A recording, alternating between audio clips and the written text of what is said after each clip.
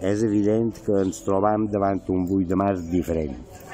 En aquests moments ens queden en fora les vagues i les places i els carrers plens dels darrers anys.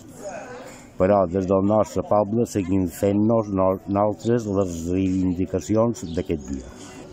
Per això cal recordar que el 8 de març fou reconegut per l'ONU com el Dia Internacional de la Dona.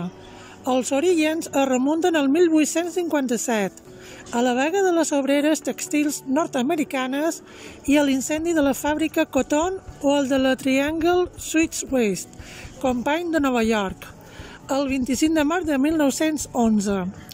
Una indústria tèxtil on treballaven 500 persones, la gran majoria dones immigrants joves. En aquest darrer incident varen morir 142 obreres que l'any anterior havien mantingut una vaga important per demanar unes condicions laborals millors.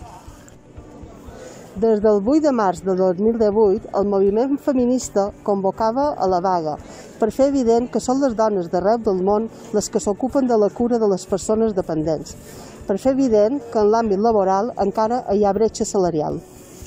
Per fer evident que les dones compren, i per això cal tenir en compte les demandes i exigències, per fer evident que, malgrat les dones tinguin una formació igual o millor que els homes, tenen menys accés al lloc de responsabilitat. El 8 de març d'enguany va marcar per la pandèmia de la Covid-19.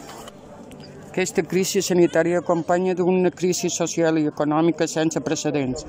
Ens ha mostrat la càrrega de treballs essencials de les dones, evidencien una vegada més que les demandes d'aquests anys segueixen sent necessàries i que ara ja no es pot mirar cap a una altra banda.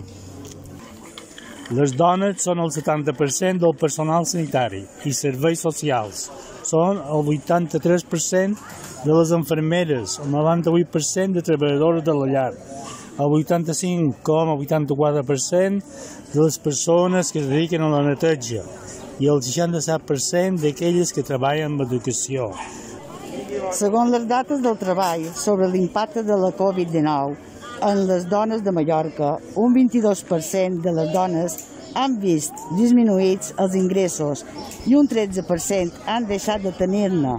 La taxa d'atur femenina se situa en aquests moments a les nostres illes, en el 17,6%. Es fa evident el lema amb el qual sortirem al carrer 2018. Si les dones aturen, el món s'aturarà.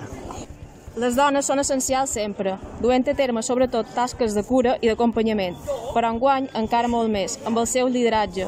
Són imprescindibles per a la recuperació i reestructuració social i econòmica de la nostra illa i de cada un dels nostres pobles. Per això, en aquest 8 de març de 2021, com a Ajuntament, refermam el nostre compromís en avançar en polítiques feministes i ens comprometem a impulsar plans i estratègies d'igualtat compromesos en la conciliació. Incentivar la corresponsabilitat de totes les persones, indistintament del gènere, en les tasques de cura. Potenciar la participació de les dones en els àmbits de presa de decisions. Potenciar el lideratge econòmic, social i polític de les dones del nostre poble. Posar al centre de les polítiques municipals la vida de les persones i la cura d'aquestes. Potenciar polítiques de sostenibilitat mediambiental. Formar-nos per millorar la nostra resposta davant la realitat de les dones i nens del nostre poble.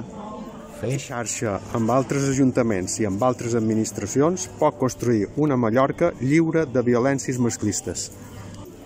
Promoure els mitjans necessaris per fer efectiva la inclusió en el nostre municipi de totes les persones, respectant la diversitat i la pluralitat. El benestar de les dones més grans del nostre municipi. No fer passes enrere en les polítiques d'igualtat de dones i homes en el nostre poble. Perquè les dones són essencials i imprescindibles.